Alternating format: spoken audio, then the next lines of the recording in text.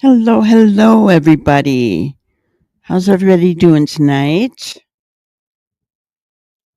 So, I had a couple different things that I wanted to talk about tonight, but it's all about Sebastian, of course. Grandma of many. Hello, hello. We have that in common. I don't have many, but and my granny. Gotta love those grandbabies, right? So, there's a couple of different things that have happened today. Ginger girl, hello, hello. Um, One of them I wanted to share with you. It'll go up on the screen.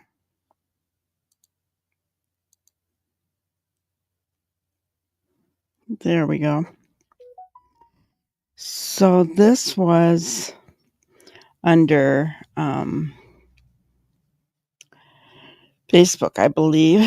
And it says for immediate release, January 23rd, the National Student Advocacy and Violence Prevention Group out of Texas announced tentative plans to rejoin search for Sebastian Rogers, announces plans to use a unique AI technology in search, more to be released. Statement: we have watched the search for this precious young man spiral into a menagerie of tales, conspiracy theories, celebrity searchers, internet sleuths, finger pointing, false leads, and more.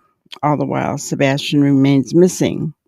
We intend to start again from a square one and bring the search back to the basics.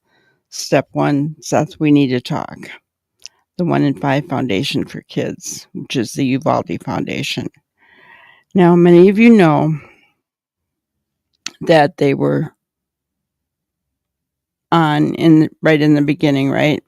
And there was a lot of controversy. First of all, I could be wrong. Don't quote me, but I believe they even turned away CJ from searching. There just was a lot of controversy, and then they said they got death threats, so they pulled out, right? So it sounds like they're going after Doug and others, right? I just don't know what's going on here. Let's see. So we have Justice Jane. Hello, hello. Pam Frenchman. Hello. Good to see you. It got change. Hello. Reach for the sky. Hello. And Brenda Joe. Hello. Everybody's coming on in. It's good to see everybody. So yeah, I just kind of wanted to talk about Uvalde trying to come back. If I were Seth, this is what I would do. I would say, you're welcome to come and search. We can always use your help, but you are not in charge. You're going to follow my directive or the directive of somebody that I want you to. That's what I would do. But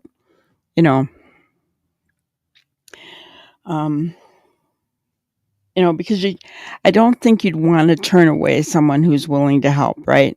You never want to do that. And I think Seth has even said that he wouldn't want to, right? Having said that, I mean, guys, everybody is getting disgusted, right? It's just gotten, what he said wasn't wrong here. He said, we have watched the search for this precious young man spiral into a menagerie of tales, conspiracy theories. I don't necessarily agree with celebrity searchers, internet sleuths, finger pointing, false leads, and more. All the while, Sebastian remains missing, right? So he's not wrong in that case, in my opinion. I'm going to share my screen and show you a comment that Nick made.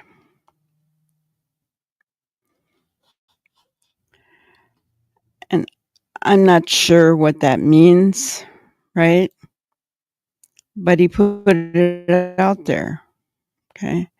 And in my opinion, he's just, after what we read last night, right, about his, um, how he wants everybody to get along.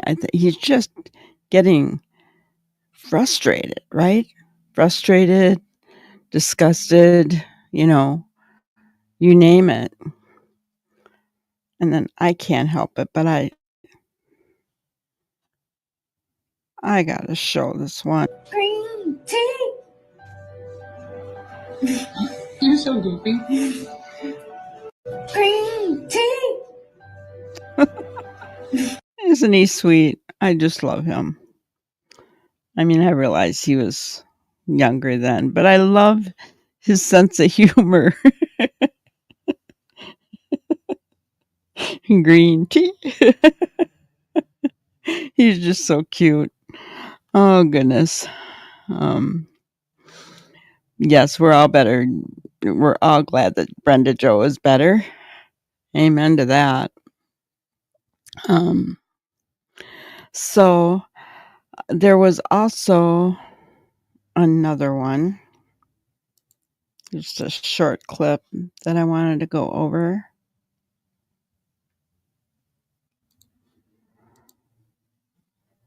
All right. Can you guys see that okay? Okay. For the first time in months, there has been an update on a missing teen's case that had search efforts expanding all the way to Hopkins County. Sebastian Rogers has been missing for 10 months. His 16th birthday was in December, and since his disappearance, search efforts have not stopped, and police say the investigation remains active with hundreds of tips in the case. Investigators say some information has not been released yet because it might jeopardize that investigation. For the first time in months, there has been an update on a missing teen's case that had search efforts expanding all the way to Hopkins County. All the way to Hopkins County, guys. Sebastian is Seth's twin. Yeah, he's a little cutie. I'm wondering, is Seth funny too? You got to wonder, is he kind of goofy like that a little bit? I love that he was trying to be funny. I think that's cool. My youngest was like that. She would just do silly and goofy things just to make us laugh, right? And in my opinion, that's what he was doing in that clip. He was just trying to make his mom laugh. You could see his big smile, like, ha ha ha. It was just cute. But yeah, all the way to Hopkins County. I'm not sure where Hopkins County is. Sounds like it's far away, but they're getting hundreds of tips, and they have not released all of the evidence in the case. Isn't that interesting? That was kind of a different one, right? Because if you're just listening, SRB, hello, Robin, good to see you guys. So if you just listen to one side of this whole thing, all you hear is garbage, There's no evidence. It's not a criminal investigation. Bull, guys, bull. Aw. You think Sebastian takes after Seth? Yeah. No, it's definitely not a cold case. Hundreds of leads and evidence that they can't relieve. And that, yes, it does. It gives me hope too.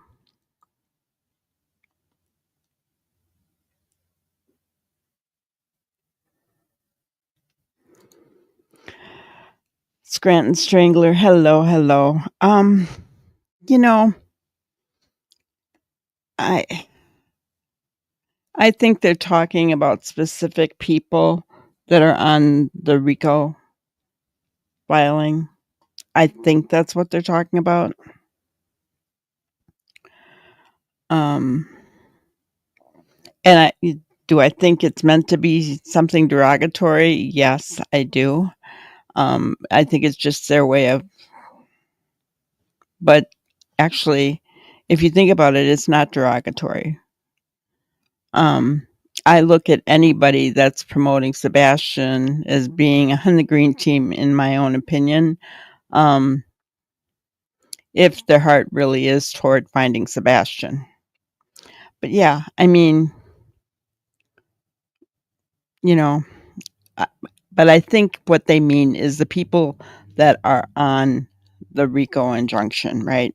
And if you know who those people are, then you got kind of a good clue. Um,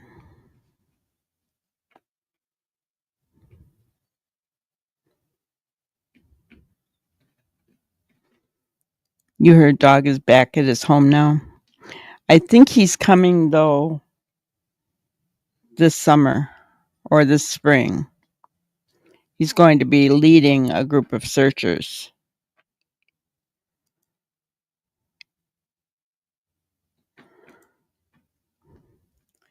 Yes, Sebastian Army flies green hearts for him. Absolutely. I mean, I think that's more of what I also think it means those who are on Seth's side, right? Um, but it's like Seth has said, there's no side but Sebastian's side, and it's Sebastian's army, right? And that's the way I like to look at it. Yes, green is Sebastian's favorite color, so I don't know why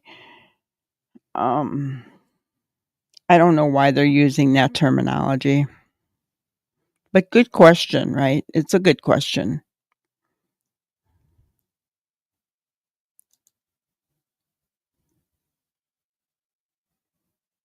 Gotcha. Um, you're welcome to put anything you want in here. We just don't talk about other creators in here, though, Scranton. Okay. Um, just a heads up, because whenever we start doing that, that's when they come over, and we don't want them here.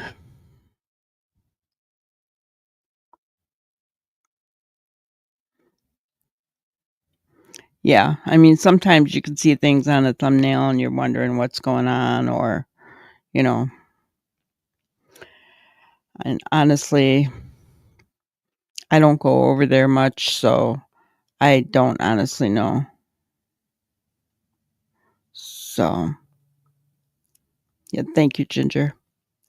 But yeah, so it's good news that they have things that they're not showing that they're keeping close to the vest. I'm glad about that. I was kind of watching, and I thought we'd watch her tonight myself. I did not want to, and I'm going to explain this, guys. I didn't really want to show, even though we all went over to Lorelai. Hello, Cheryl Light. Good to see you.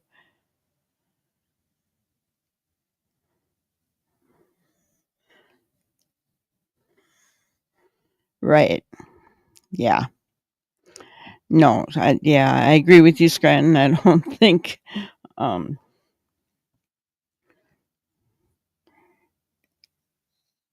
I don't think she is, honestly. But SRB, that's funny. I like our little bubble too. We're happy, we're content, and we don't have much drama over here at all. Very little. And that's the way we like to keep it. So, but anyway, what I was saying is we all went over to watch the Lore Lodge when he interviewed Steve Fisher, the PI for the Proudfoots, right? Or is he? I mean, he said so many different things. I don't know. Um, but I did, Jennifer Coffindaffer talked about it. So I thought that would be a good video to watch because I trust her instincts. She was a former FBI agent, right? I trust what she's saying, and even though she doesn't directly know what law enforcement is doing in this case, because of course they're not going to share that unless they ask you to come in on the case, right? So they're not going to share that information with her. But the information that she's gotten from others, you know, gives her kind of a sense in this case. And with her experience, her past experience working in missing persons cases and with guilty people, right? The criminal element, let's just say it that way. She has some really good insight. So, gotcha. Yeah. We don't talk much about the RICO case in here, and the reason that we don't is, first of all, I'm not involved in it.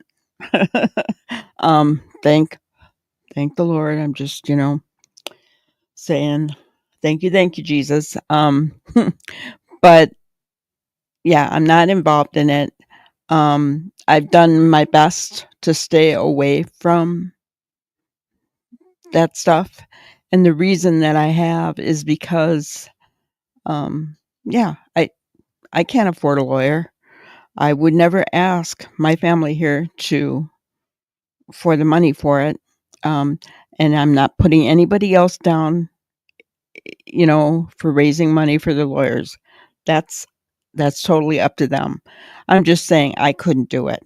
That's just me, right? And I live totally off Social Security, guys.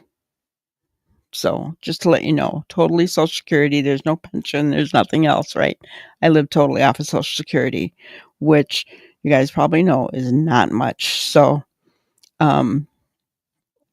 certainly not enough for any kind of a lawyer. So I've tried to stay away from that, and that's why we've just built a happy little bubble here.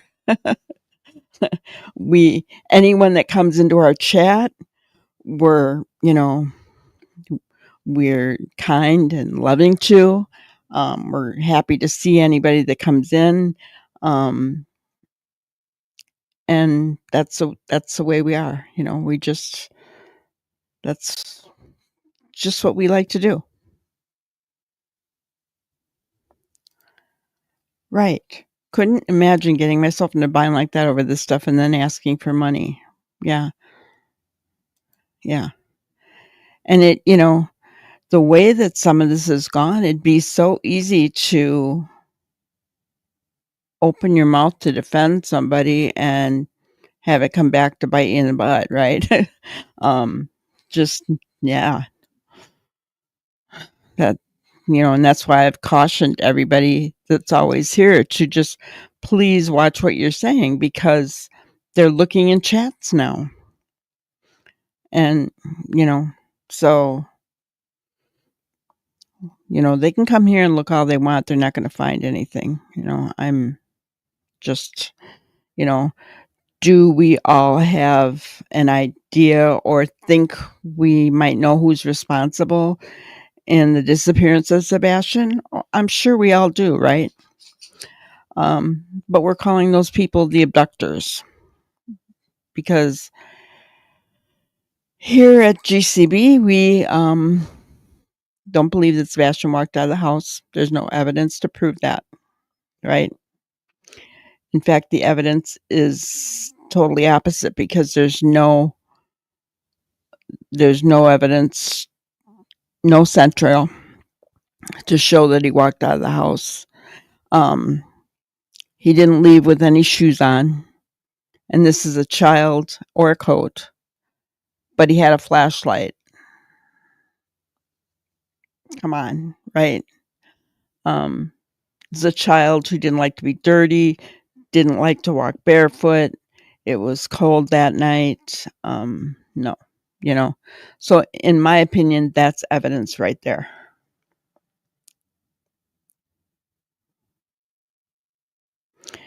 Yeah, I think we've all been a little leery of law enforcement in Hendersonville and Sumner County, both. Um, and but what it's come down to is that, and I'll be very honest, I don't like Sheriff Craddock. I just don't. That's my opinion. Nobody else has to have it. I'm not trying to impress it upon anybody. That's just the way I feel. But Seth does not want us going after law enforcement because they're helping him, right? So, in my opinion, Seth is the one parent I believe in, and I'm not going to do anything to harm the case for Sebastian. So, we're not going to go after law enforcement here, right? We're just going to let them work with Seth and continue to work with Seth. Yeah. Yeah, and not just here, guys, but wherever you are, because, I know you guys don't just watch me, there's other people that you watch. Just please be careful in any of your chats. Just please, please be careful. I would never want to see one of my family members caught up.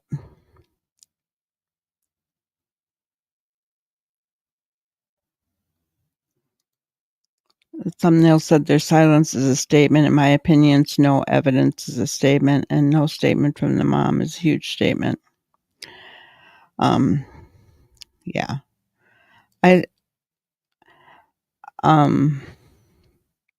I don't think they're being quiet though. In my opinion, I haven't seen anybody on Seth's side of things be quiet.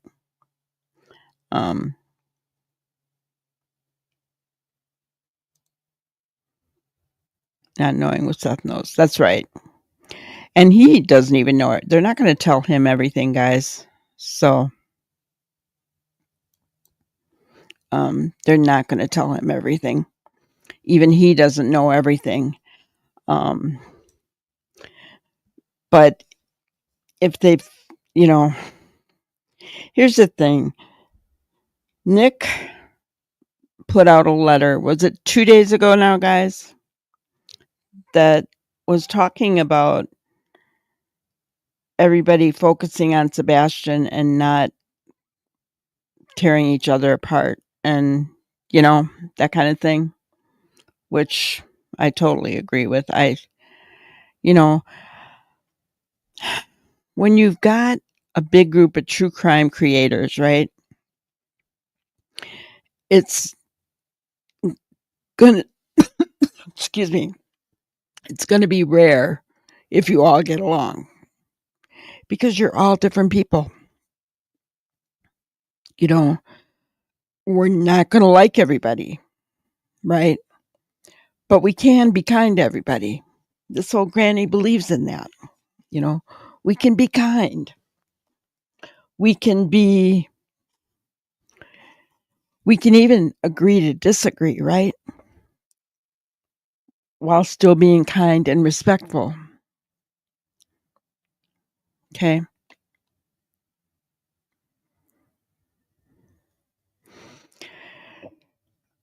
Yeah,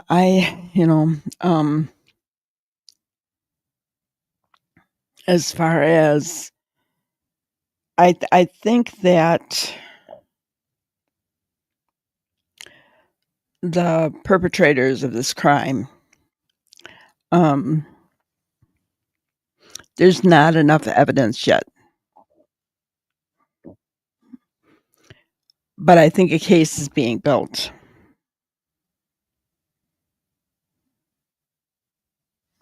Yes. Unity for Sebastian gets his face out on more channels and spread across the world. And that's exactly what we want, right? I know we're all frustrated, right? I know we are. We're coming up on a year, guys. A year. I would have never I would have never thought that. Not at all. I would have never thought. I would have thought we would have had Sebastian home by now, right? And the fact that it's been almost a year is scary, you know? And I think everybody is concerned, right? Everyone wants a resolution and justice in this case.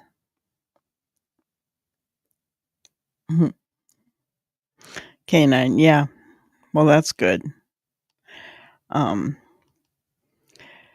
So, I mean, everybody wants a resolution and justice. I don't know of anybody who doesn't. Even those that aren't on the whatever they call the green team. I don't know.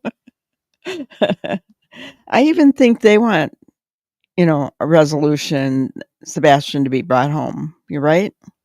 So I think everybody wants the same thing.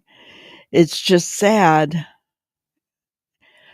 But I just heard this and I don't even remember who said it. But I completely agree with it. When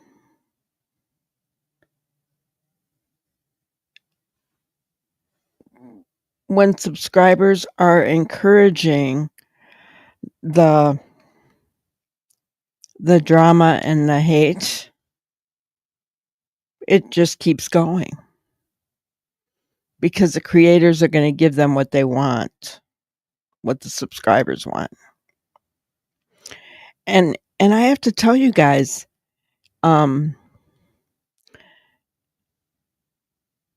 it's been hard building this channel the way that I have been. And I've been building it this way because I don't want the drama. And neither do you guys. So it's only bringing in people who don't want that drama. And guys, we're far and few between. That is sad.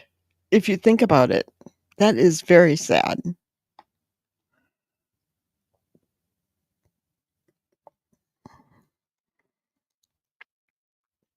I would have had to be committed if my kid was missing for a year. My daughter ran off at the water park one time for 45 minutes. I was losing my mind. Yeah. I can't. And I don't think I would ever stop crying. I mean, just look at me the other night, right, guys? Samantha, hello. The other night when I was reading that poem by Betty and I was crying, right? I mean, so it was, yeah. I would have been crying. It's cold in the Sunshine State. I've been seeing all the snow you guys have been getting.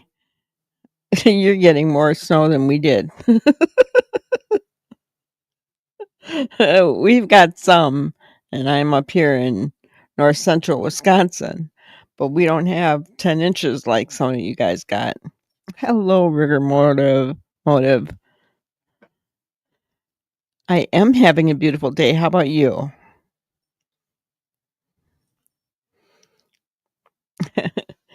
So what I wanted to do is we'll watch a little bit of Jennifer Coffindaffer and talk about it, what she's saying here. It's cold everywhere.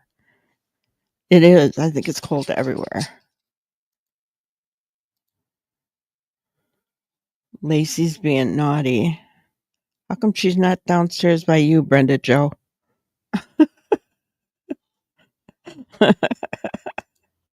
What'd she come up here for? Into this, though, we're going to be discussing Sebastian Rogers. For you all that might be new to the channel, we cuss and discuss crime. I love everyone to have a take. I'm going to have a take.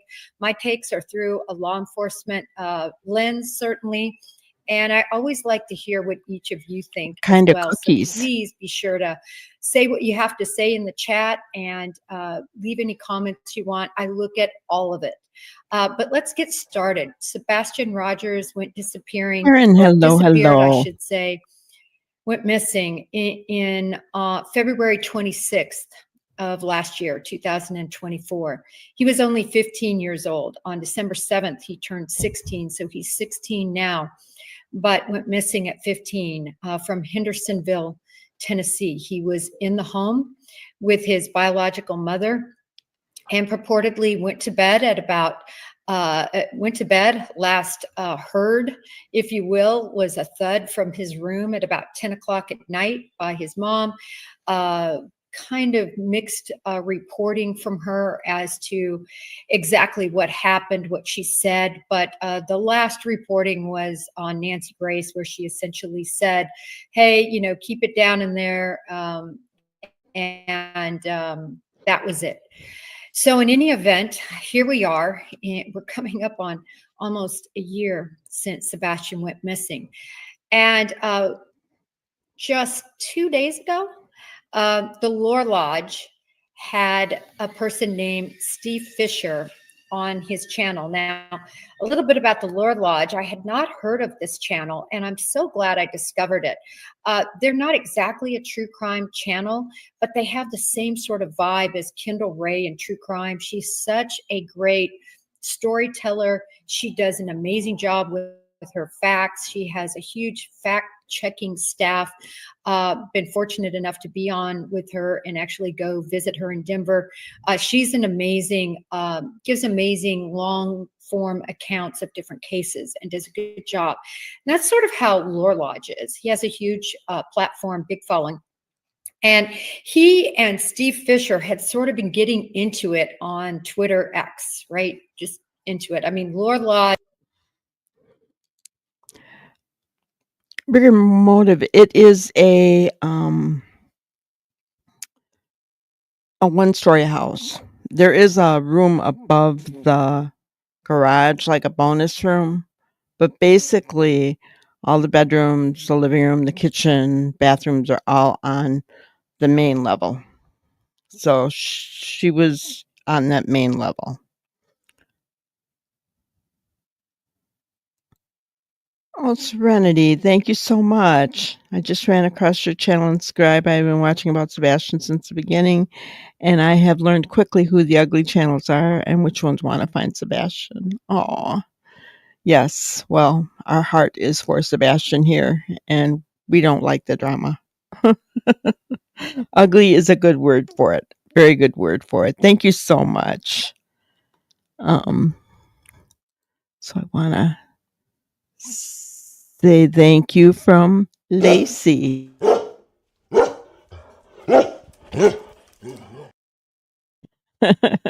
Lacey is my puppy, my wild child, Brenda's wild child.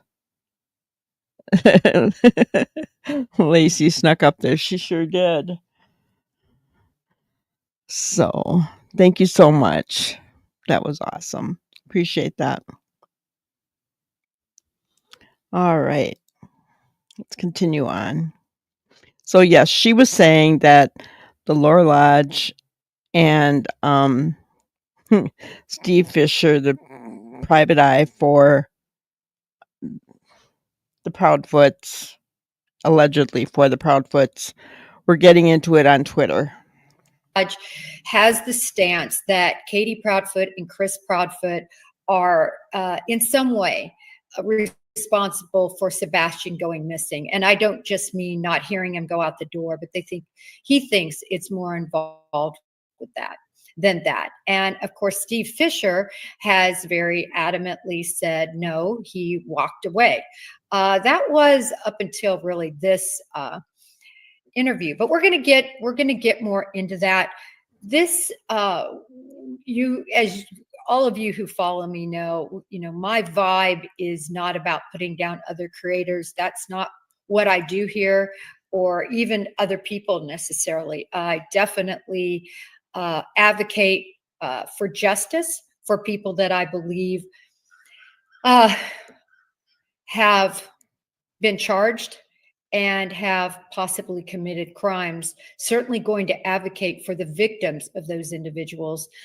So on this platform, it's not about going after creators or others in our space. It is about facts. And this is going to be about Sebastian Rogers. But we learned a lot, I think, on the Lore Lodge interview of Steve Fisher. So we're going to get after it right now. The first thing we really learned was it was very unclear the relationship between the Proudfoots and Steve Fisher. He made it very clear that he was in their court and sort of representing them, but it was kind of nebulous. Well,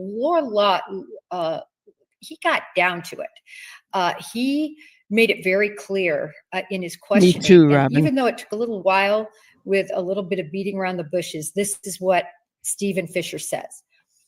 He says that he didn't really seek them out, although he says he was working somewhere else in Tennessee regarding, actually it was in Nashville, and that he decided to go down to Hendersonville because he wanted to see what it looked like. So that was what he said he did. And he said he made a few calls to Chris Proudfoot and arranged to meet with Chris Proudfoot, that he went into his home and was establishing. So if he didn't seek him out, why did he go to Hendersonville? And then why did he make a few calls to Chris Proudfoot and go and meet with him in his home?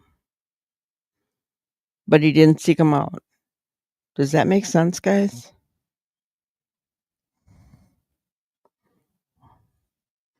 I mean, just say, I offered my services. What's so wrong with that, right? You know, what is wrong with that? I offered up my services.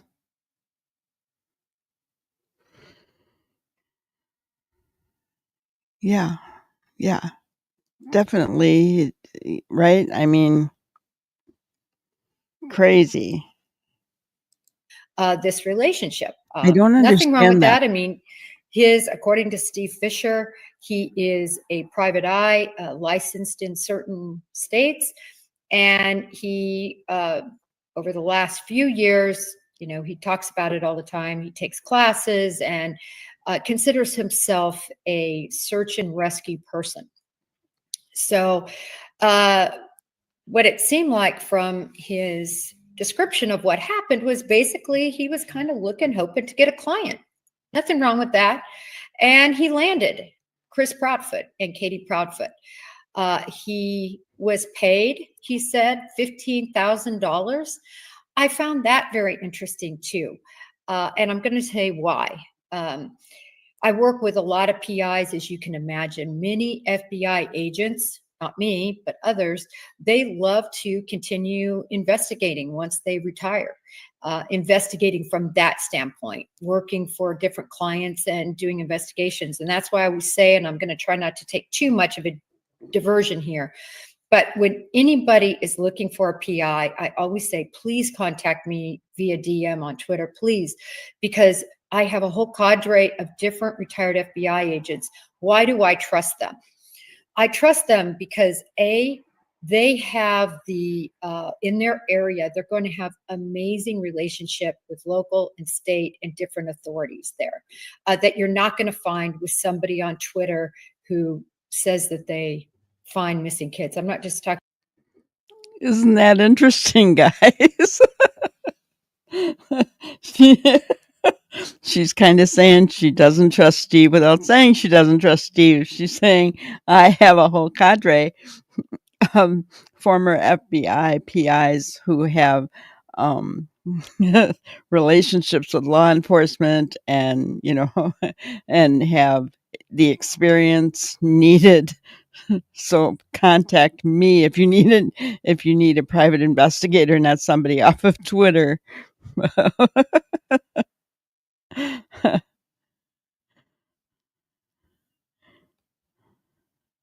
He makes no sense to me in this whole.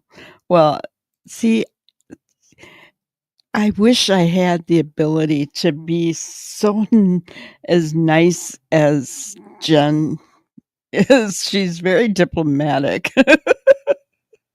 I love it. It just made me giggle, guys, because she was she was just saying, without saying he's from Twitter, she called me. Oh, she does show you what she thinks in her expressions. Yeah, I wonder how that affected her as an agent for the FBI. But yeah, it just had me giggling a little bit because it was like, you just said you don't trust him without saying it. Yes, Robin, I think she does too. Talking about Steve, I'm talking about anybody. They have true credentials. The other thing is, most of them have 25 plus years of conducting investigations. So this isn't something they've done for a couple of years or all of a sudden decided they wanted to do. This is something they've been trained at the FBI Academy and have received so much training on top of that because they're required to, and then they've done the job. So that's another reason why I really tout them. The other thing is, they are responsible fiduciarily for your money, and they know it. No one in the FBI gets in the FBI to be rich or to make money. You start out, I could look now, but it's probably around $55,000. That's what it was when I left as a starting agent. You're not going to make any money. You get a big raise after about when you get what they call your 13. And then other than that, that's it. You're in it because you believe in what you're doing. You truly believe in helping. I mean, it's your way, it's your contribution. So I didn't want to divert too much, but I did want to make a plug for, if anybody's looking for somebody that's reliable and responsible, please either reach out to me and I can give you a whole list of them depending on your area to help you with your need and vouch for them. But in any event, he takes a $15,000 retainer. That's a big retainer. It's much more than any retainer I've really heard of. I know he's across the country. He's in California for some people, but typically a reasonable retainer amount is usually about $5,000. He also said that he's charging $2,200 a day. So you can imagine how quickly a retainer like that would disappear. So we don't know how much in total the Proudfoots have paid him. We know $15,000 for sure. All I'm saying, that's a half a car. That's multiple mortgage payments. This isn't a small time, situation, monetary situation. The other thing with each of these points I make, I'm going to say, why is this important to finding Sebastian? But let me reiterate over that, according to Steve Fisher, he says that he's really not working for the Proudfoots. And in fact, he was hesitant as to who paid him. It was all kind of weird. But he said he's really working for Sebastian. I thought that was very interesting since Sebastian has been gone for 11 months. He's not working for Sebastian. He's being paid by Chris and Katie Proudfoot. And as someone who, or anyone, including me, whenever you have a client that is paying you, yes, you are paid to find facts, but you're paid to, in a sense, look out for their interests. And if you can't, I don't think, morally take the job.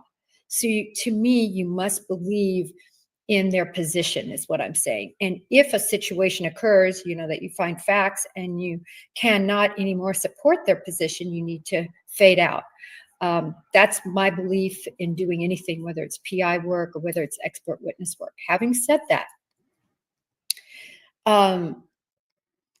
Interesting, guys. So she's saying that he's not, and that's so right. He's not working for Sebastian. I don't know how he can say he's working for Sebastian. Sebastian isn't paying him. Sebastian is nowhere to be found, right? Yet. So he he's getting paid by Chris and Katie Proudfoot, so he should be looking out for their interests. Yes, he's paid to find facts, like she said, but he should be looking out for their interests, and if he doesn't believe in their interests, then he should go away.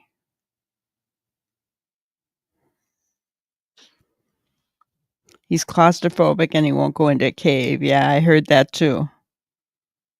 What kind of cookies did you make, Canine?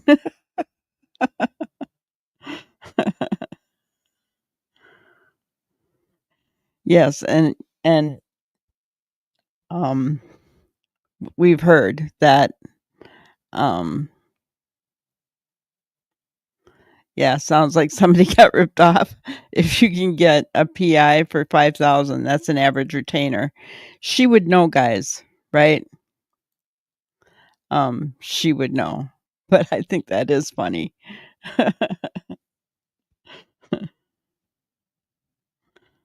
Chocolate chip. Yum yum. Yeah. So his big investigation consists of AI. Well, and I mean, Uvalde said they're going to come in and use AI. I'm like, how is AI going to find Sebastian? I don't know. That's like Hong asking Grok who's responsible for Sebastian's disappearance. Well, you can tell Grok, Rosebud, hello, it's good to see you. Aw. Yeah, we missed you. Are we any closer? No. No, we're not. Unfortunately.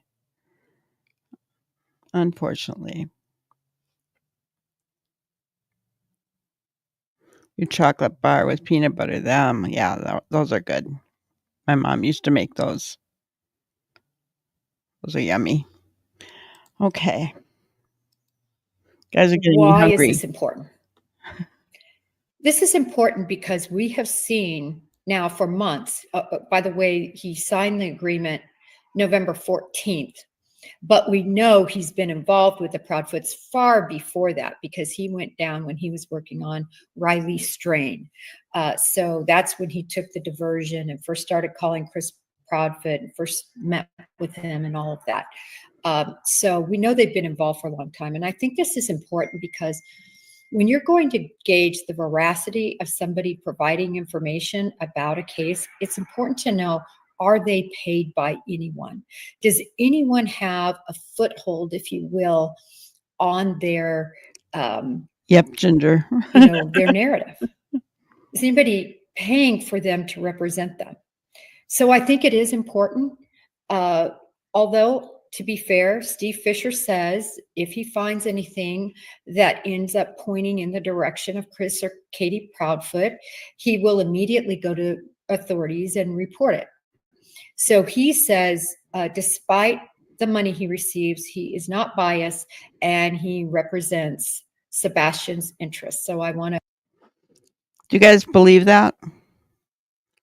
Do you believe that if he found something against either of them, that he would go to police?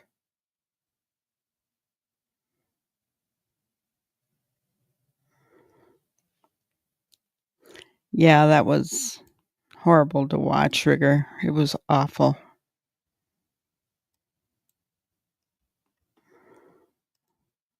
I agree.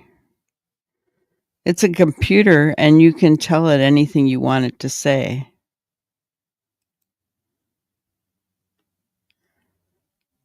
No. Exactly right, Karen. I don't believe it either. I do not believe it either. I don't think he will. He's being paid. Exactly. He's a paid employee. Well, he's not an employee.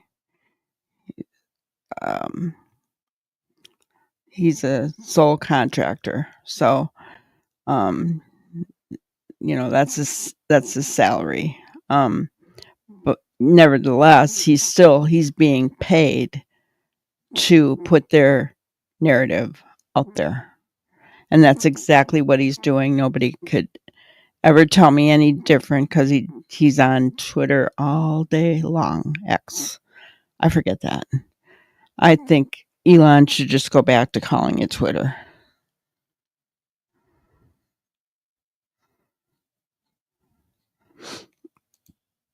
Tells many untruths. He was the one who said he notified Seth to not expose the CPS rewards or he'd face legal troubles.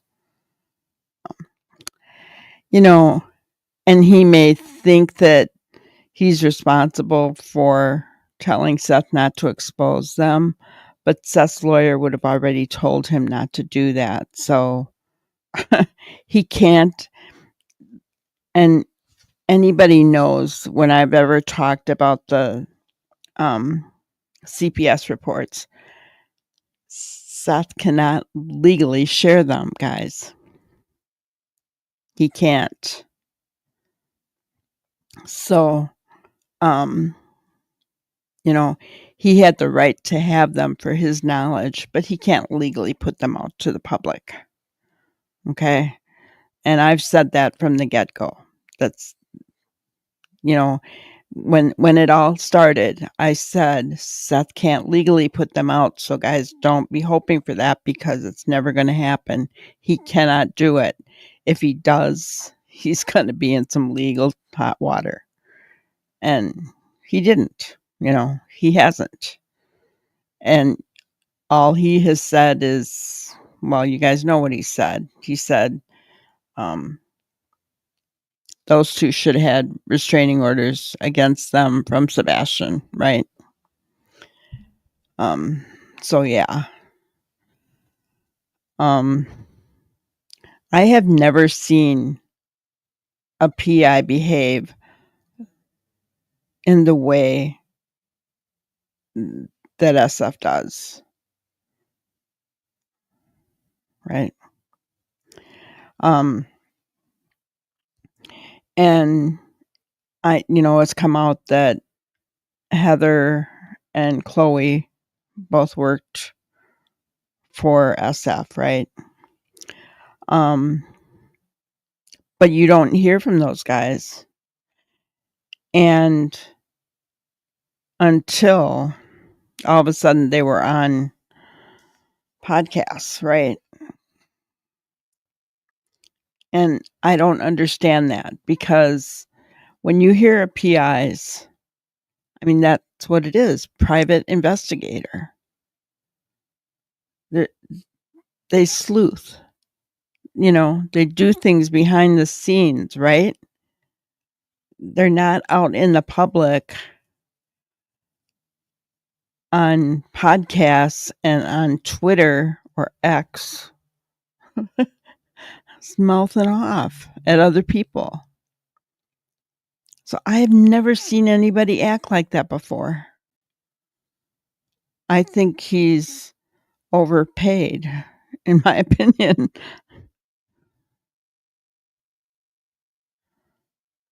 Yeah.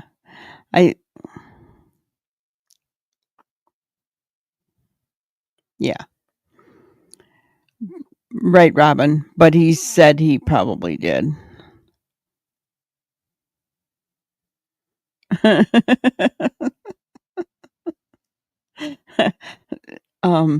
Karen, word salad is huge with both of them, isn't it? That's one thing they have in common. Word salad. Is there a school you go to for that? I'm just curious. I mean,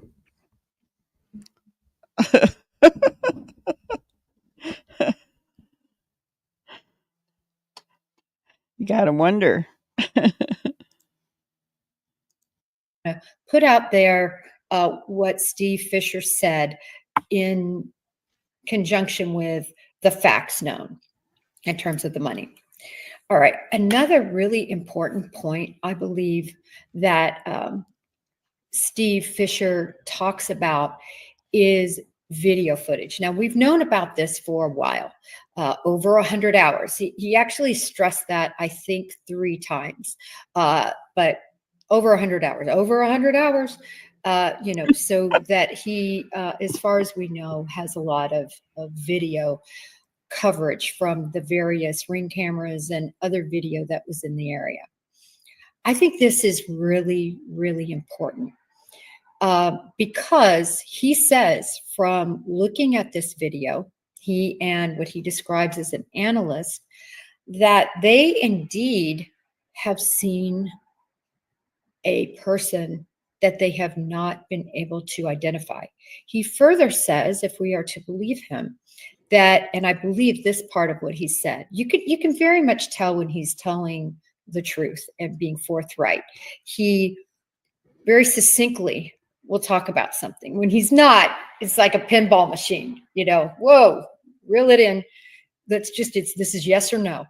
But he specifically says that there's somebody on there that it took 4 times to watch because of the graininess of the video to identify that it was even a person, that there was a person there. And I think this is probably really so very important. I believe law enforcement has it, and I believe it could be Sebastian, and possibly why we see on all the flyers, why we know from the beginning of the investigation, why the FBI has said it, that he disappeared on the 26th. What do you think, guys? We've often wondered, right? We have said, do they have another video that we don't know about, right? Do they have another video that we don't know about where they see Sebastian? And law enforcement, FBI, Secret Service, TBI, I don't know, all of the above, have the ability to, they have the ability to hone in on those kind of things, right? I don't think it would be an animal. They could probably tell that by the way they're moving.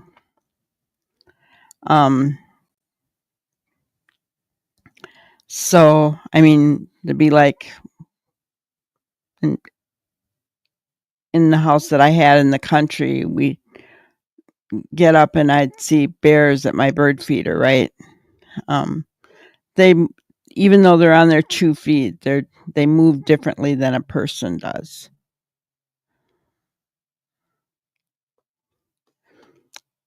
But that's what I'm saying, Ricker, is what kind of technology do they have where they can make, how do I want to say, to clear it up so that they can see better? Well, we do know that he was canvassing the neighborhood, guys, and he wasn't being nice. The neighbors were saying they were afraid of him. So I think take it for what you will, but I think they were afraid and they just gave it to him, right? Figure, give him what he wants to go away, maybe, kind of thing. I don't know. But yeah, I don't believe he would go to the authorities either.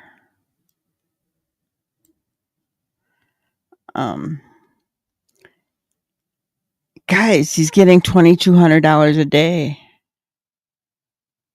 Money talks. A $15,000 deposit when the average deposit retainer is $5,000.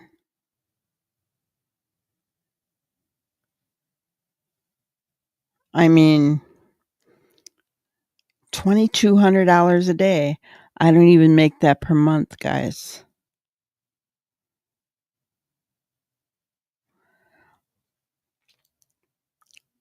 Because if it's Sebastian, they don't want that information released, Rigger. And honestly, I would not want them to. I don't, here's the thing. I do not want them to put something out there that is going to jeopardize the case. But here's my concern. If Steve has it, then he's shown it to Chris and Katie. Is that why all of a sudden now it's stone cold silence?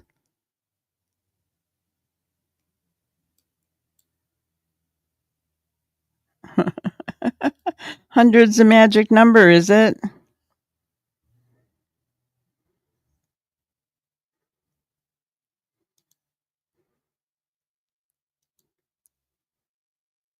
Well, someone inside the home told him to go outside.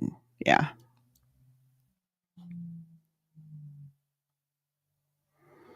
The big reward. Julie, welcome. Good to see you. Yeah, that could be a motivator, right? You know, he's saying, have you ever heard or have you ever seen any of his posts, guys? He puts out the $50,000 reward from FBI. He will not share dogs. And the funny thing is that if Steve did crack the case, if Steve was responsible, Doc would give him the money that he has pledged. But he sure won't advertise it.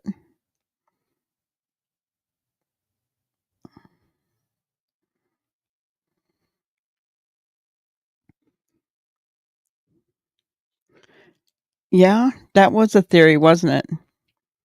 That Sebastian was put out of the house.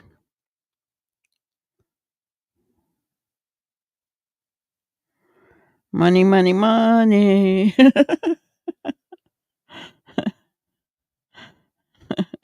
Stormy Ireland. Oh, I've always wanted to go to Ireland.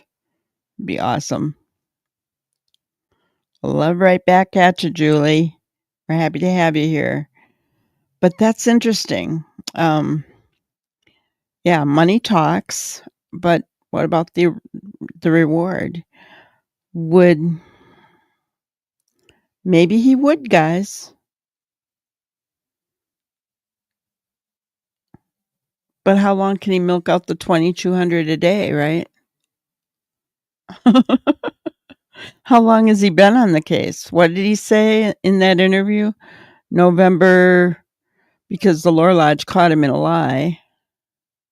November something.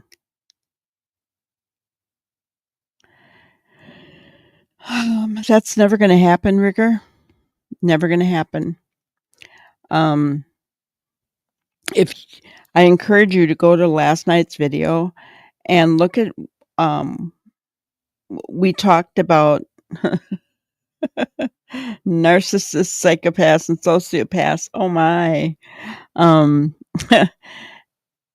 And you'll discover that they're not going to tell the truth. So a case has to be built against them and charges pressed. That's why you rarely see, think about it, psychopaths. All right, here's a really good one. Oh, no, maybe not. You won't see psychopaths admitting until it doesn't matter anymore, right? So Chris Watts is kind of like one, right? Even though, I mean, he says he confessed, but he didn't really. He blamed it on Shanann, right?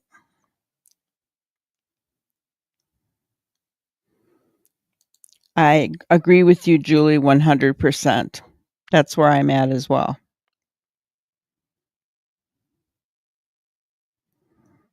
Oh, that's awesome. I have a little bit of Irish in me too, but I've always wanted there, Ireland and Scotland. I have a little bit of Scotch in me as well. So I've always wanted to go to both. Always wanted to go to both. All right, let's listen to a little bit more. Are they relying on this particular video? Recall that they live in an area that doesn't allow light pollution. Now, I don't know if any of you all have ever lived in an area like that. I have. Not only growing up on a farm, the reason you don't have much light pollution on a farm is because you don't have houses for miles. And so you don't have light sources for miles. But I'm talking about neighborhoods where they discourage and in fact fine for lights. The rules are when it becomes dark, you can't have on your lights, your porch lights, you can't have floodlights on. It's done. You can't have it on. And that's a neighborhood that I lived in for a very long time. And it's really cool, I have to say, not to digress again, because the stars blanket you. They're always there blanketing you, but you can't see them with all the light pollution that exists. And it's really special when you're in an area that has no light. So having said that, there was a waning gibbous, meaning the moon. The moon was in waning gibbous mode, which is pretty much a full moon. Waning gibbuses are typically about 98% as they start to wane. So this is very. How the heck does she know that terminology? I would have just said, I was just going to stop it and say, I heard there was a full moon that night. Oh. If there was lights on, cameras could have caught more. Yeah.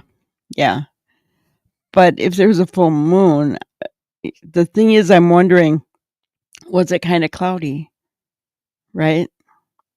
Because if it was kind of clouded over, then, because have you guys ever been out in the country with a full moon? It's bright. Right? It's bright. But the flashlight videos that we've seen, it was pretty dark. So I wonder, was it clouded over? Right? Was it cloudy that night because it was cold? Oh, me either. Out in the country though, where there's nobody around but the cows and bears and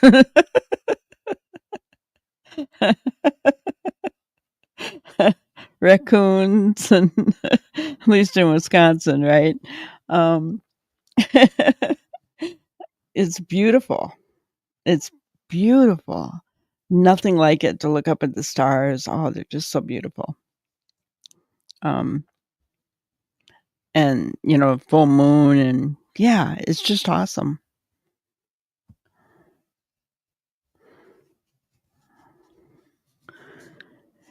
Quit it, Julie. You're making me want to go. No, seriously. Yeah, I'd love to see this UK, Ireland, Scotland. Snakes in the south. Yeah.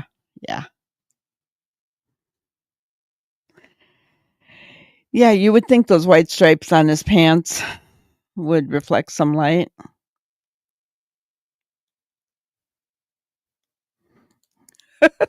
Rigor. That's naughty.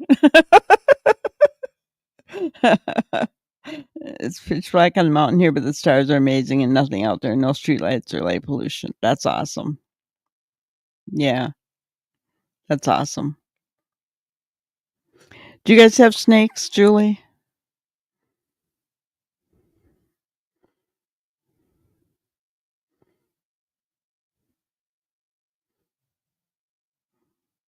Prayers going up to Nina and her children. Yeah, definitely. Just awful what they've been through and continue to have to go through.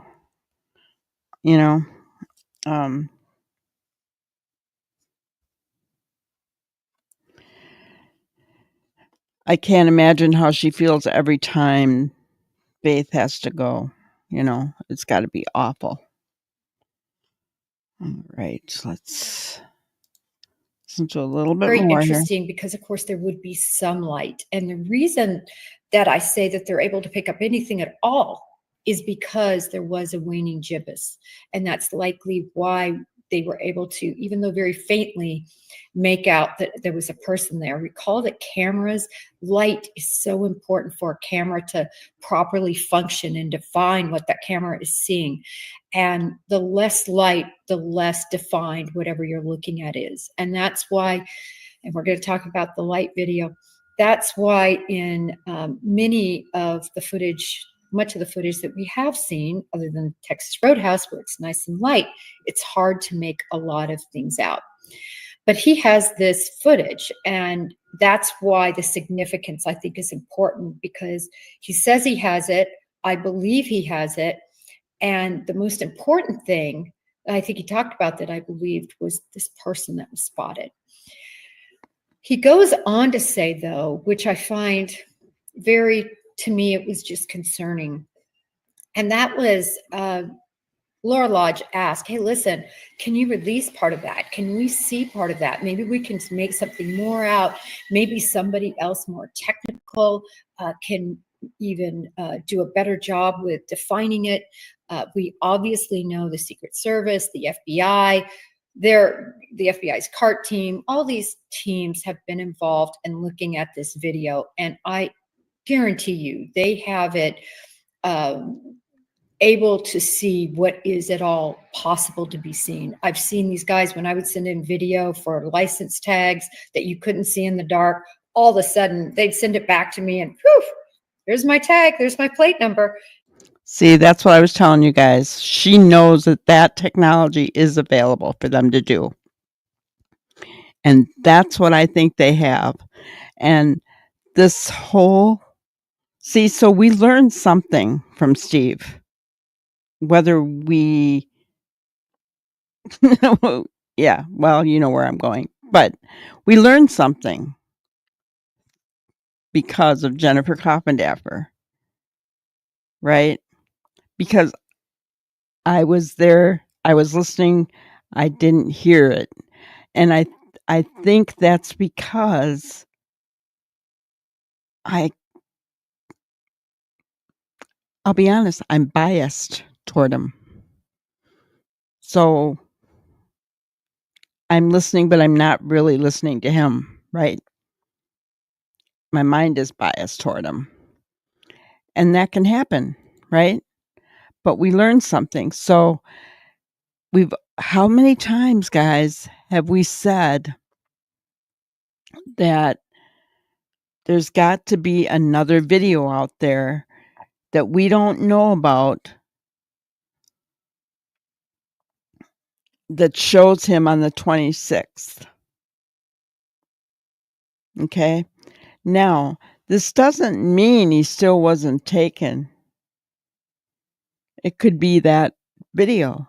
Steve didn't say what it was.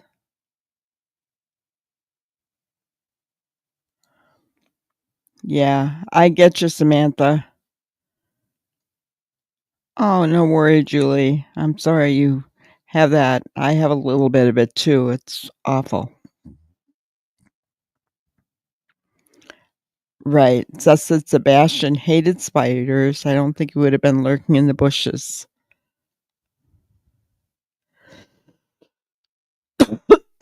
Excuse me. No, he wouldn't walk out barefoot either. I agree, Rigger. I agree. I think that too much time has gone past. Not enough was done. Yeah. He's a sweetheart, isn't he? Yeah. Hi, Nutter. Good to see you.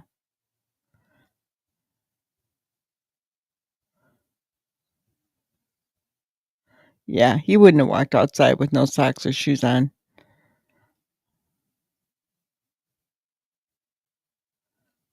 Well, law enforcement's not making it up. Because allegedly Steve Fisher has the footage. And Jen Coffindaffer is very good at judging if a person is not telling the truth. And on that score, she said that he was. And she can tell when he's not because he's all over the place, which is what I kept seeing, right?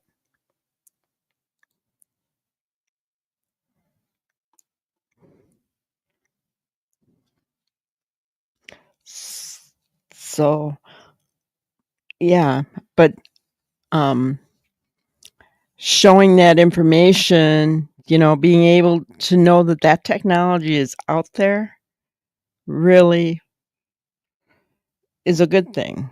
It doesn't it doesn't mean that they saw him walk out the door. It means that they saw him, right?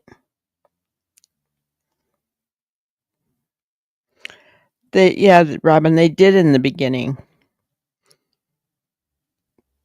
And unfortunately, yes, that's why he hasn't been found, because they didn't do what was necessary in that home right from the get-go, right? All right, let's continue. They are amazing with what they can do, and the Secret Service has the same technology. And in some cases, they have a particular machine that is, I don't believe the Bureau even has, last I knew. So in any event, you can bet that the footage that the Bureau and law enforcement, Secret Service has is the best of the best. But why is it even important for us to see it? There's no obligation for the public to really be able to see anything. And by the way, Amen. there's no obligation for Steve Fisher to be able to see anything. And I found it interesting, sort of the pedestal that he sort of put himself on, that I can see it, but no, I could hurt the investigation. Well, you just said what you saw that was on it. And how are you going to hurt the investigation?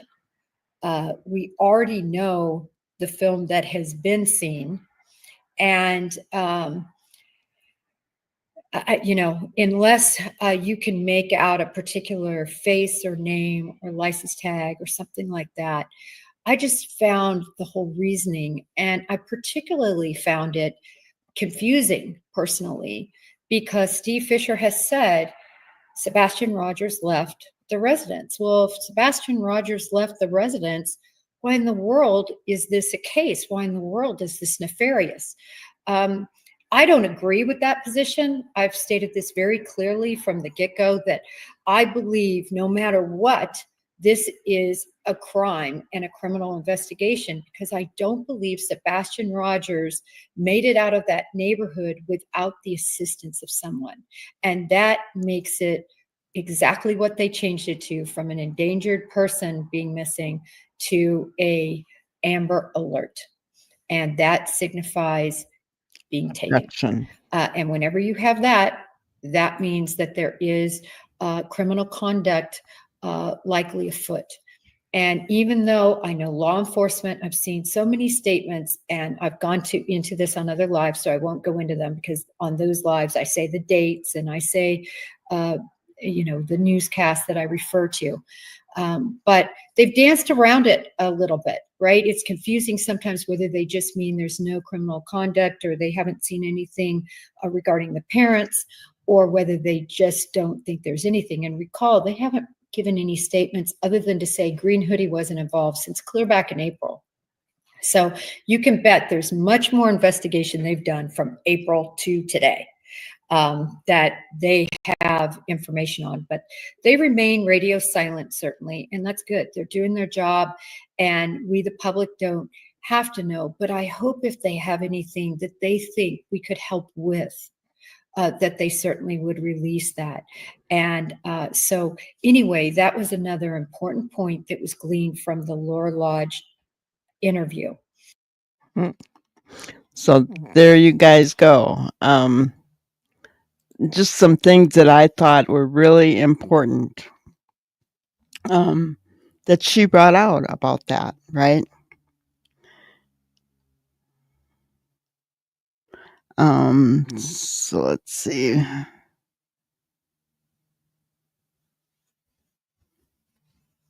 They think she's going to accept what she's told, and no, she won't, right? She knows better. She knows better.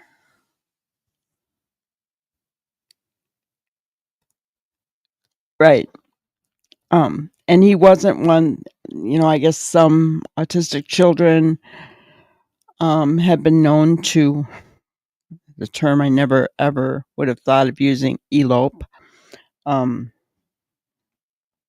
I always think of that term as far as getting married, right?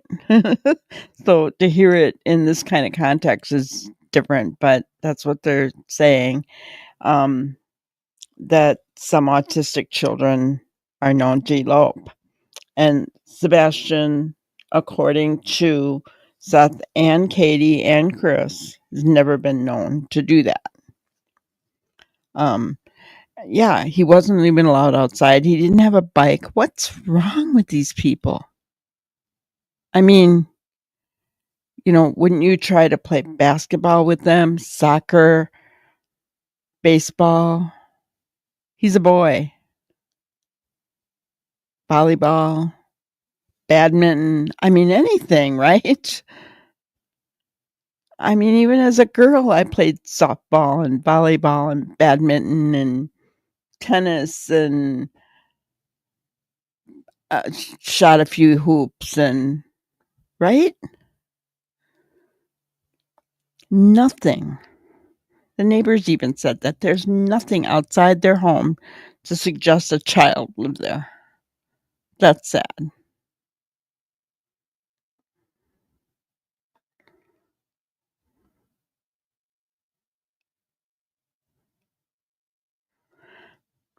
Exactly, K9. Yeah. To hear her talk about it is so much easier. But here's the thing, we trust her, right? How many of us went into that interview not trusting SF? There's something to be said for trying to keep an open mind. And I have to honestly say, I didn't, because I didn't hear that.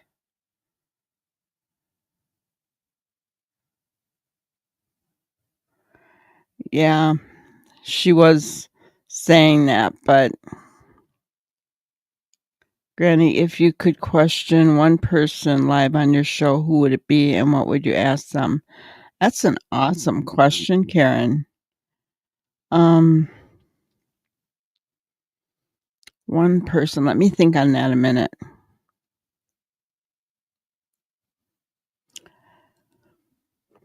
One person, and what would I ask them?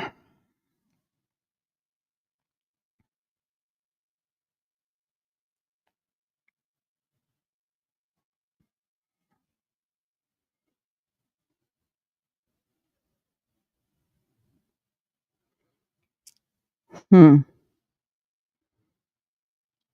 don't know. I can think of a few different people I'd like to talk to, but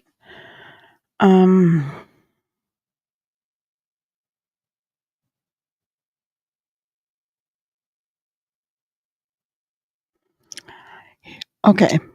So she's crying demand, yeah. Here is, if I could interview one person, you know who it would be. There's a lot of other people I've thought of, good people like Jen Coffindaffer and Nicole Schmidt. I've thought of her. But you know who I would really like to talk to? Roberta Laundrie. And my question to her would be, why didn't you just tell the truth from the beginning? We all love our kids, no doubt about it. But why didn't you just tell the truth from the beginning? So there you have it. Good question, Karen. Does anybody not know who I'm talking about? Because if you don't, I don't want you to be left in the dark. Yeah, Seth. But see, and I would like to meet some of these people, right? But What would be your question to Seth Rigger?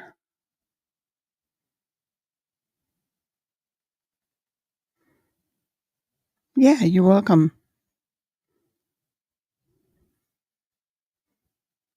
Rigger, you kind of do, but you don't. Okay. Well, did you know about what are you talking about? Don't know who Roberta Laundrie is?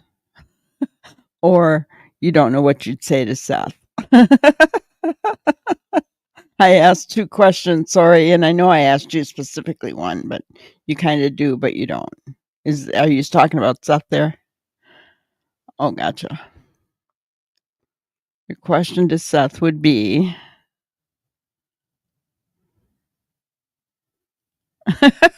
oops, dang it.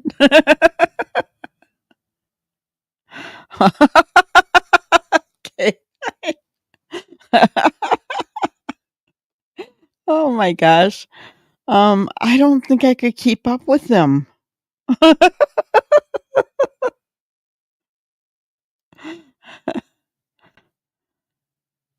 Oh, laundry, you don't know that. Okay, so Gabby Petito and Brian Laundrie went on a road trip in a van. And I mean, I guess that's what they were going to do. You know, they were going to be van lifers, right? In Moab, Utah, they got stopped by the police and they were separated for a night because of DV between the two of them. Moab police should have put one of them in jail, and it should have been Brian Laundrie, but he didn't. And then Brian returned home in Gabby's van, home to Florida in Gabby's van without Gabby. In the meantime, Gabby's parents are trying to reach her. They're calling Brian. He's not answering. They're calling the Laundries. They're not answering.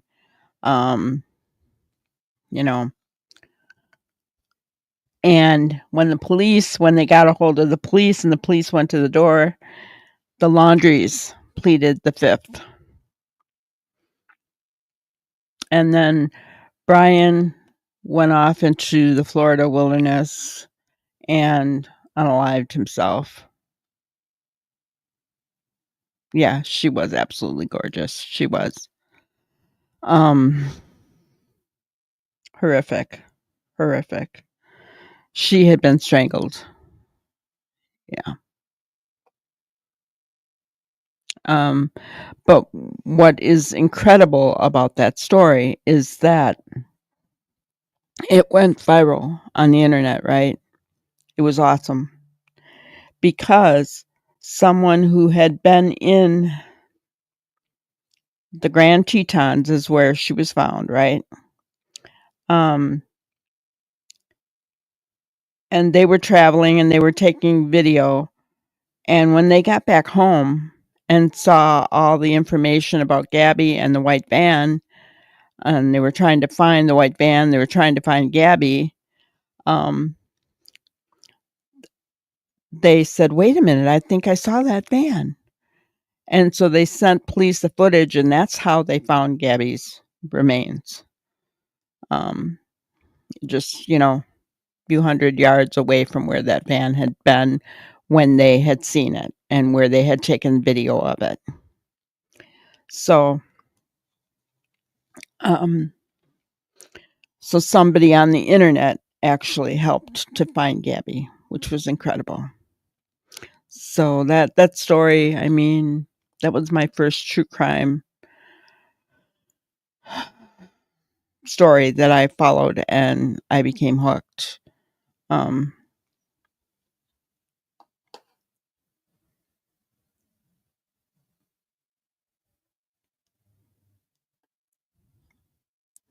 Yeah, it was really a loss. But that was a good example of her parents were divorced and both were remarried, right? So it was Nicole and Jim Schmidt was her mom and her stepdad, and her dad, Joe, and Tara Petito, her dad and her stepmom. The four of them came together to find Gabby. They were seen together in all of the newscasts.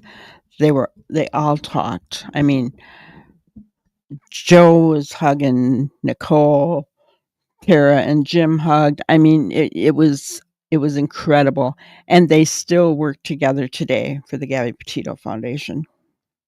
All four of them. So, incredible family. Yeah, police failed her for sure. Well, can you call it closure, Karen? Because do is I mean, you get some peace because you've got the remains, right? But I don't know that I think it was Nicole that actually said that that's not closure because Roberta Laundrie knew it all. She did, and that's why I said I guess I would want to talk to her because that would be my question. Why didn't you just tell the truth? Even if it was my child and I knew he did something, I wouldn't protect him. I would not, could not.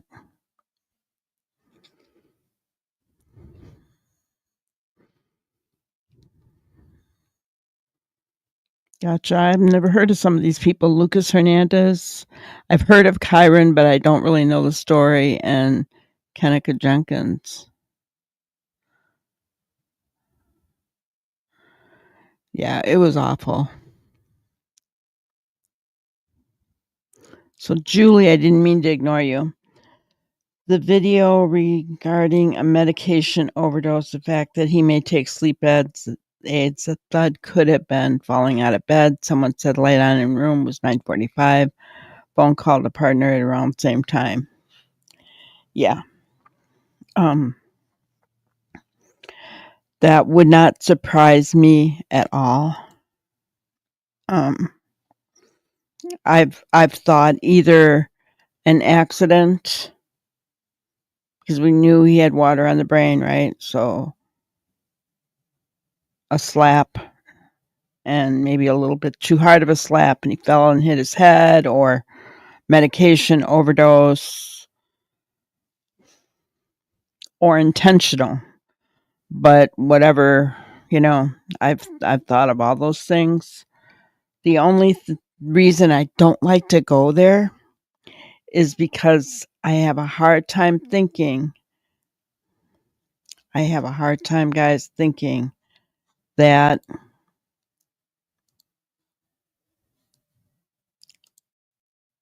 this little boy is gone from us. You're so goofy. Green tea. You're so goofy.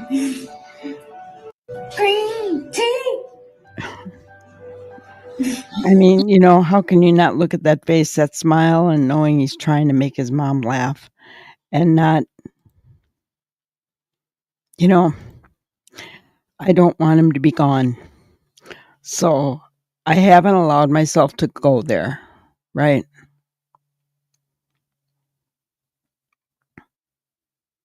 Yeah, Karen, no reason to say you're sorry. Not at all. I mean, I just brought up a different viewpoint and kind of the way Nicole talked about it because, I mean, it was obviously too late by the time Roberta found out about it, right? But too much time went by. And I mean, they even went to a campground with Brian and their other daughter and her kids and husband. I mean, they pled the fifth, and yeah, I did just, the bites on CP's arms. Yeah. See, and that one talks to me a little bit more about a struggle and trying to take him away somewhere, right? I know. He was so silly.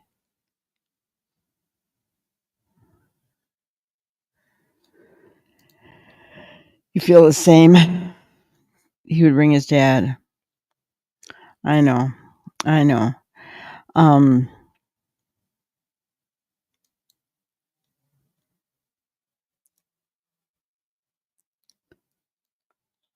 Gosh, that's horrible, Robin. Yeah, he had just the cutest smile, and I realized, he was younger there than he was when he left, but I'm that personality that we're seeing there doesn't go away, right? That doesn't go away, guys. That personality is still there. And poor guy. I mean, if if he is still with us, I really hope that somebody is taking incredible care of him, right? Somebody who's good with autistic children, or that they put him somewhere that taking good care of him. That's my hope and prayer, because I don't like to think of him being SA'd, guys, and I don't like to think of him being gone from us completely, because I can't even imagine if that happens, what Seth's going to do. Yeah. I don't think they had much. They didn't, like, not Seth. Seth took what he could, I think, but they didn't like to take pictures of him because they said he had a goofy smile. Isn't that awful? That's a horrible thing to say. It's a horrible thing to say. That smile right there is not goofy. And I love his sense of humor. Yeah, it would be nice to see more, but think about it this way, guys. If they do have more videos and stuff, that's theirs, right? At least, for Seth. I'm thinking of Seth. That's his, and he probably thinks, the world doesn't have a reason to see it all, right? And we really don't, but we've grown to love this young man, right? And he feels like he's part of us because we have talked about him every day for almost a year, right? I know, Rigger. He has a nice smile, Nutter. HAS, not D. We're still going to believe he's alive until we're told otherwise here, because I don't want to go there. Evidence is really going to have to jump out before I can go that route. I can't think of him being gone. I just can't. Sorry. Sorry. But I know he's 16, but he's still a baby to us mamas. Thank you, Nutter. He is. I mean, and then when we see him like this, green tea, it makes us love him all the more. I could watch that all the time. I could, turn on, just watch it a couple times a day just to keep my mind focused on him, right? When I'm praying for him and that kind of thing. It just, makes you feel closer to him, right? That's all right. That's all right. I know he did, Nutter. It's awesome. The S and D are right next to each other, so I get it. But so let's see. I'm gonna stop sharing that photo, even though we like to see his funny little smile, and share my grannyism today. So behavior is the mirror in which everyone shows their image. And I don't know, I was kind of thinking about, what do we see when we look in the mirror? The psychopath, sociopath, narcissist, what do they see when they look in the mirror? Do they see the monster that's staring at them? Or, do they just see themselves? Because the behavior is the mirror in which everyone shows their image, right? Behavior. And we've seen it in this case, right? From the beginning, guys, from the very beginning of the first interviews, the behavior is the mirror in which everyone shows their image, right? So,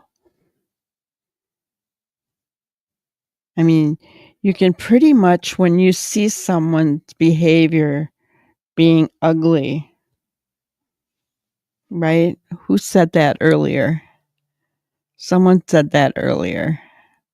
I don't remember who it was. I could go back and look, but someone said that earlier about, some of the ugliness out there. And that behavior is what shows us who people are.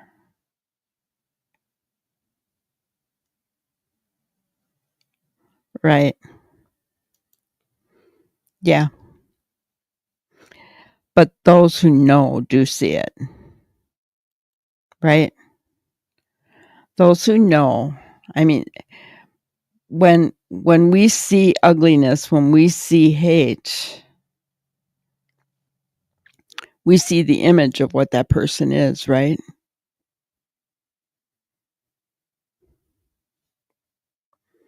I mean, it sticks out like, it's kind of like we were talking about Roberta Laundrie, right? So, her behavior, when everyone knew that she knew,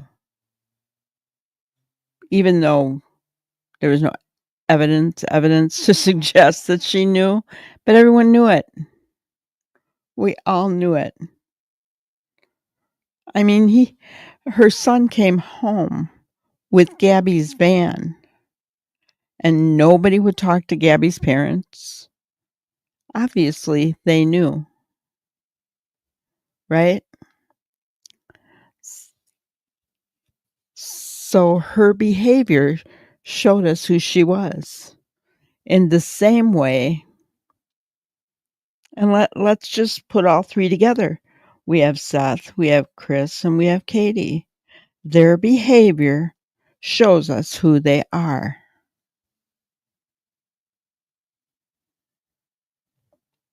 Right?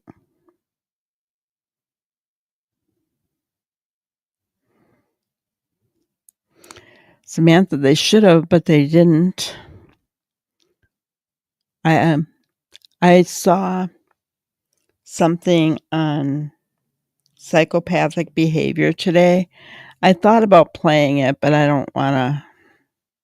It was a little bit difficult to listen to, but it was good at the same time.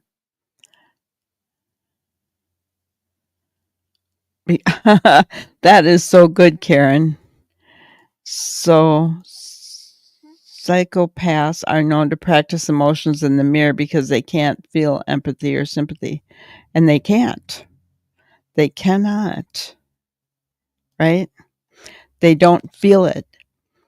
And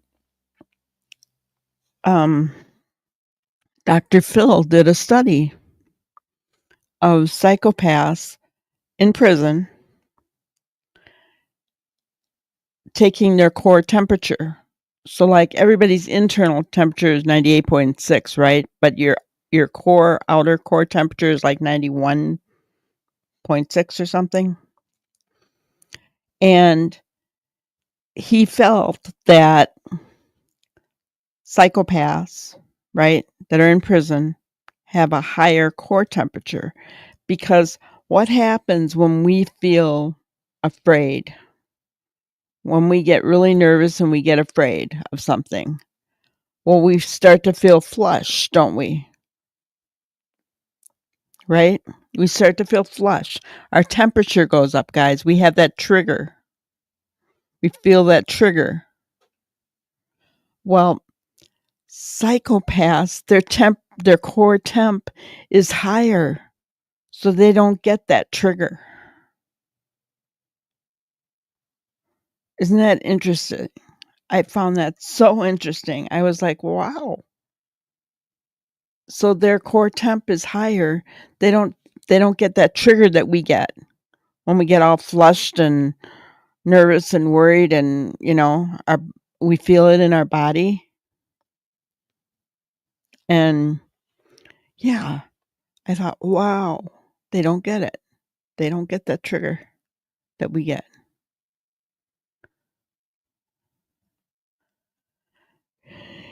Yeah, so I think about that from that aspect, and they have no sense of anything is wrong. Anything they're doing is wrong. So guys, if any of you are waiting for anyone to confess here on that side, it's not going to happen. A case has to be built. A case has to be built.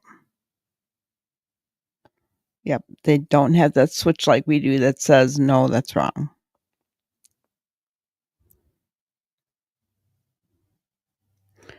I'll look him up, Robin. But yeah, they don't have that switch. They don't have it. No trigger to tell them it's wrong. So, all right. So that's all I had for you guys tonight. I appreciate y'all coming in and joining in on the conversation. Thank you so much. I appreciate you guys so much. Some of the new ones that were in tonight, and those who will watch on the replay, thank you, thank you. That's another thing, KP or Karen. They can pass lie detector tests because they don't feel shame or they don't feel scared. KP, yeah. Yeah. So that's another trait. So that's another trait. They can pass lie detector tests because they don't have that feeling of shame or guilt or anything like that. Okay? So we'll leave it there tonight. And I hope you guys have a wonderful evening. Thank you so much for being here with me. I appreciate you all very, very much. Thank you for watching another episode of Granny's Crime Busters. We really appreciate each and every one of you. Don't forget to subscribe and like and even share the content. You can follow us on any of our other social media platforms at YouTube, Twitter, Instagram, Facebook, and TikTok. We really appreciate you guys, and you can also email us at granniescrimebusters@gmail.com. Thank you so much, and we will see you on the next one. Thanks, guys.